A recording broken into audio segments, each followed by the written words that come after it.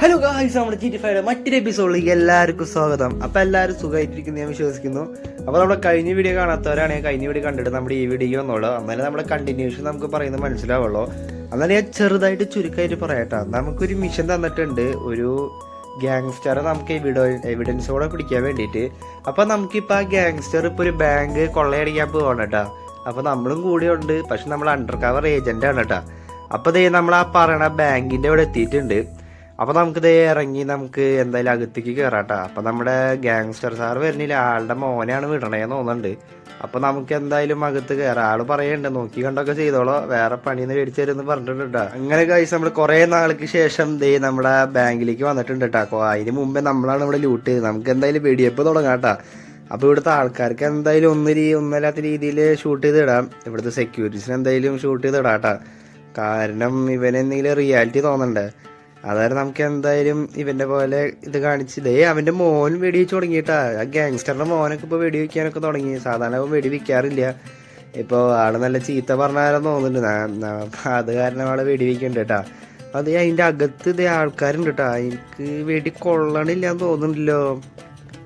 ആള് വെടി വയ്ക്കുന്നുണ്ട്, പക്ഷെ ഒരാൾ ചത്തിട്ടുണ്ടെന്ന് തോന്നുന്നുണ്ട് കേട്ടാ. അത് അപ്പോൾ അതിൻ്റെ ഉള്ളിൽ നിന്നുള്ള ആൾക്ക് വെടി വെച്ചിട്ടൊന്നും പറ്റണില്ലല്ലോ. അപ്പോൾ നമുക്ക് എന്തായാലും വേറെ വഴി ബോംബ് മേലേക്ക് എറിഞ്ഞാലോ ഗൈസ്.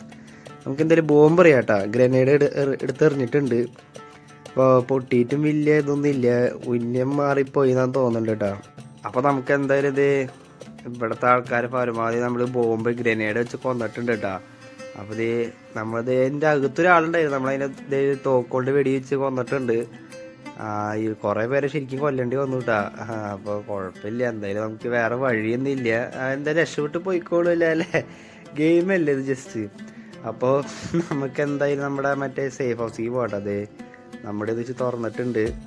അപ്പോൾ നമുക്ക് എന്തായാലും അടിയിലാണ് ഇതിൻ്റെ സേഫ് ഹൗസ് ഉള്ളത്.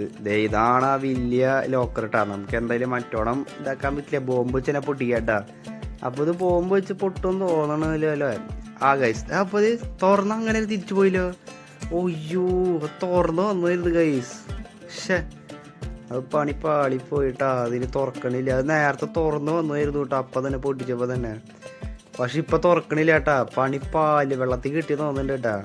നമ്മളെന്തായാലും നേരത്തെ തന്നെ ഇവിടെ സെക്യൂരിറ്റീനെ വിളിച്ച് അപ്ഡേറ്റ്, നമ്മുടെ ചീഫിനെ വിളിച്ച് ഇവരെന്തായാലും ബാങ്കിൽ വിളിച്ച് പറഞ്ഞിട്ടുണ്ടാവും കേട്ടോ. അപ്പോൾ ആൾ പറയുന്നുണ്ട് എന്തെങ്കിലും കാണിക്കണേ, ബോംബ് വെച്ച് പൊട്ടിച്ചിട്ട് കാര്യമില്ല എന്ന് പറയുന്നുണ്ട് കേട്ടോ. അപ്പോൾ വേറെ രക്ഷയില്ല, ബോംബ് വെച്ചിനെ പൊട്ടിക്കേണ്ടി വരും. നമ്മളാണെങ്കിൽ ഇവർ ഇത്ര സെക്യൂരിറ്റി വയ്ക്കുന്ന അറിയില്ലായിരുന്നു. അപ്പോൾ നമുക്ക് എന്തായാലും കുറേ ബോംബ് വെച്ച് നോക്കാം. ഗ്യാങ്സ്റ്റർ പോലെ മാറിക്കടാ. വിചാരിച്ചോളൂ അവിടെ തന്നെ പൊട്ടിയിട്ടാ. സാധനം എന്നിട്ട് തുറക്കണില്ലല്ലോ ഗൈസ്. പണി പാളിയെന്ന് തോന്നുന്നുണ്ട് കേട്ടാ. ഓക്കെ ഗൈസ്, ദേ അപ്പം പൊട്ടിയില്ല. ഓനോ ഇത് പൊട്ടണില്ലല്ലോ, ഇത് പൊട്ടണില്ല കേട്ടോ ഗൈസ്. നമുക്ക് തള്ളിയൊന്നും തുറക്കാൻ പറ്റണില്ല. എന്തായാലും തിരിച്ച് തുറക്കാൻ പറ്റില്ല. എന്തായാലും അതിൻ്റെ സിസ്റ്റമൊക്കെ പൊട്ടിപ്പോയിട്ടുണ്ടാവും കേട്ടോ. അപ്പോൾ പണി പാളിയെന്ന് തോന്നുന്നുണ്ട്. അപ്പോൾ നമുക്ക് എന്തായാലും ട്രൈ ചെയ്തുകൊണ്ടിരിക്കുക, അല്ലാണ്ട് വേറെ വഴിയില്ല കേട്ടോ. ഓക്കെ ഗൈസ്, സാധനം തുറന്നു കേട്ടോ. ഭാഗ്യമുണ്ട്, അത് എന്തോ ഭാഗ്യത്തിന് തുറന്നത്. ഇവിടുത്തെ സാധനങ്ങളൊക്കെ എന്തായാലും കാര്യമൊക്കെ ഉണ്ടെന്ന് തോന്നുന്നുണ്ട്. ഇവിടെ ഗേറ്റൊക്കെ തുറന്നിരിക്കുകയായിരുന്നു കേട്ടോ. അപ്പോൾ എന്തായാലും തുറന്നു നോക്കാം. ക്യാഷ് ഒന്നും ഇല്ല. നമ്മൾ വിചാരിച്ച പോലെ തന്നെ ക്യാഷ് ഇല്ല കേട്ടോ ഇവിടെ. അപ്പോൾ ആൾക്ക് മനസ്സിലായി ഇനി എന്ത് ചെയ്യുന്ന നമ്മളടുത്ത് പറയണ കേട്ടോ. ആള് പറയണ പൈസ ഇല്ലാണ്ട് പോയ ആളുടെ അപ്പം ചീത്ത പറയുന്നതാണ് പറയണ കേട്ടോ. നമ്മളും പറയുന്നുണ്ട് ഇനി എന്ത് ചെയ്യുമ്പോഴതൊക്കെ പറഞ്ഞിട്ടുണ്ട് കേട്ടോ. ഒന്നിനും നമുക്ക് സത്യം പറഞ്ഞാലോ, നമ്മള് ആളെ പിടിക്കാൻ വേണ്ടി വന്നതാന്ന് അത് പറഞ്ഞാലോ ഗൈസ്. എന്തായാലും ഇനിയിപ്പോൾ പുറത്തെന്തായാലും പോലീസുകാരുണ്ടാവും, നമ്മുടെ ഗ്യാങ്സ്റ്റർ എന്തായാലും പിടിക്കും കേട്ടോ. അപ്പോൾ അതായത് നമ്മള് രഹസ്യങ്ങളൊക്കെ പറഞ്ഞിട്ടുണ്ട് കേട്ടോ. നിങ്ങളെ പിടിക്കാൻ വേണ്ടി വന്നതെന്ന്, നിങ്ങളാ പിള്ളേരെ കൊന്നില്ല അതിനു വേണ്ടി വന്നതെന്ന് പറഞ്ഞു കേട്ടോ ഞാൻ ഇവരെടുത്ത്. അപ്പോൾ ഇവർ പറഞ്ഞു നിനക്ക് തോന്നണ്ട എൻ്റെ അപ്പൻ്റെ നിന്ന് രക്ഷപ്പെടാൻ പറ്റുമെന്നുള്ള വെല്ലുവിളി ഉണ്ട് കേട്ടാ ഇവൻ്റെ വക. അപ്പോൾ നമ്മൾ പറഞ്ഞു അതൊക്കെ ഞങ്ങളെന്തായാലും നിന്നെക്കാൾ വലിയ സീനാന്ന് പറഞ്ഞിട്ടുണ്ട് കേട്ടാ.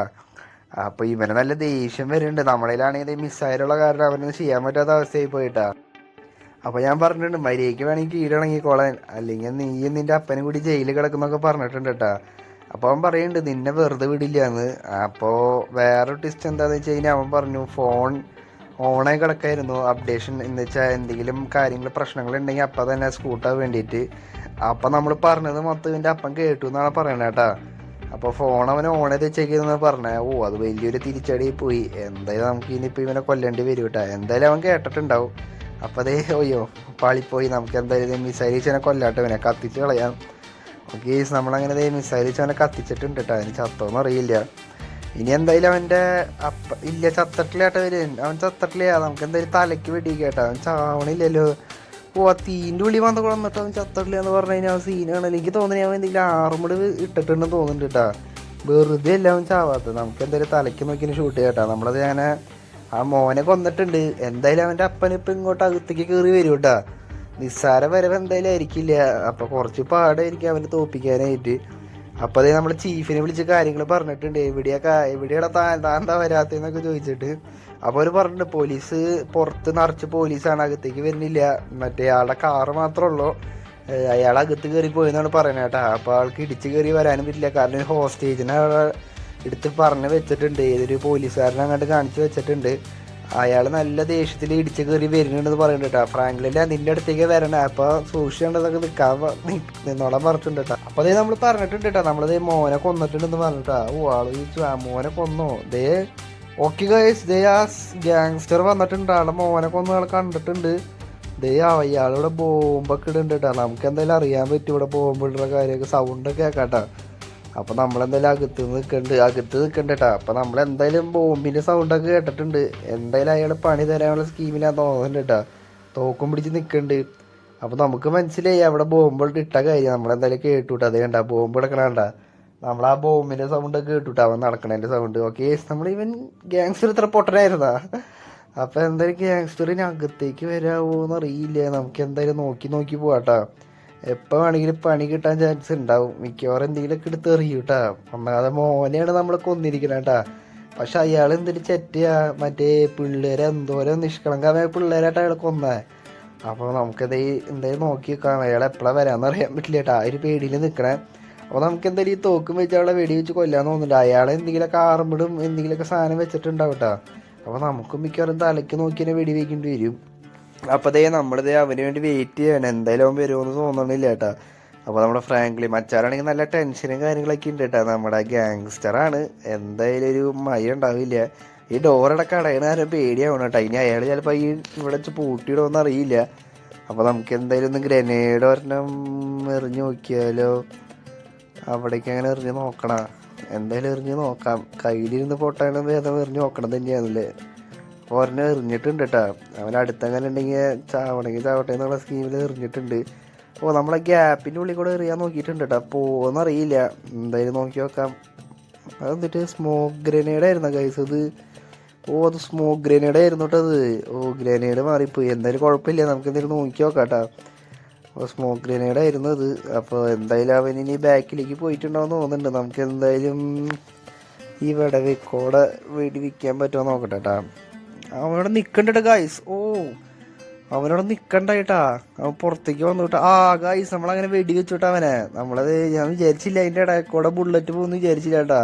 അത് സീനെ തലയ്ക്ക് തന്നെ കൊണ്ടുവിട്ടാ. Just മിസ്സിനായിട്ട് രക്ഷപ്പെട്ടതേ guys. ഈ ഒരു ഗ്യാപ്പിൽ കൂടെ ഏട്ടാ വെടി കൊണ്ടേ. അപ്പോൾ അത് എല്ലാം കഴിഞ്ഞിട്ട് നമ്മുടെ ചീഫ് വന്നതാണ് അഭിനന്ദിക്കാൻ.